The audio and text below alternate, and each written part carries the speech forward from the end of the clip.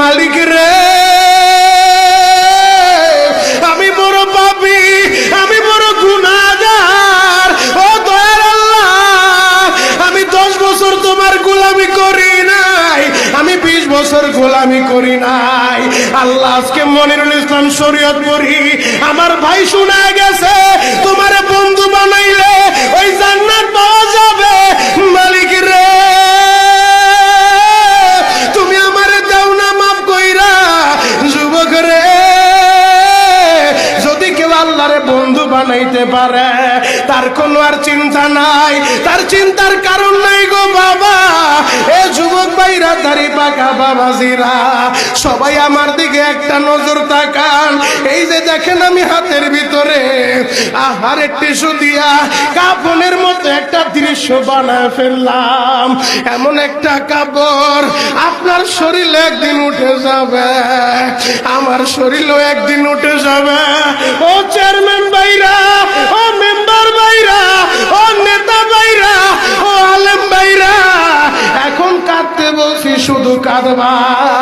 জীবনে কত জায়গায় আমরা গোসল করলাম।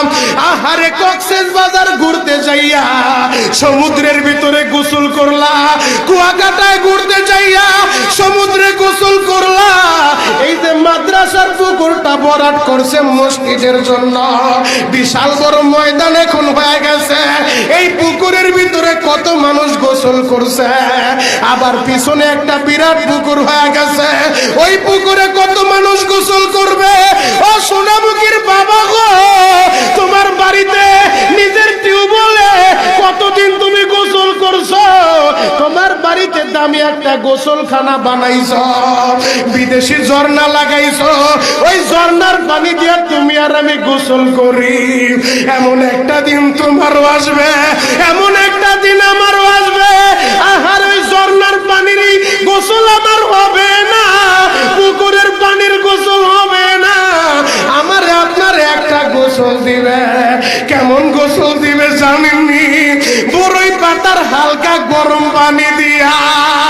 আহারে, মসজিদের কর্নারে পড়ে থাকা 4 পায়ার খাটিয়াটা বাড়িতে নিয়া পর্দা দিয়া একটা ব্যারিকেড দিয়া বড়ই পাতার গরম পানি দিয়া আপনারে আমারে গোসল দিবে গো বাবা। ওই গোসলটা যেদিন দেওয়া হবে, আহারে, এরপরে আর দামি কাপড় পরতে দিবে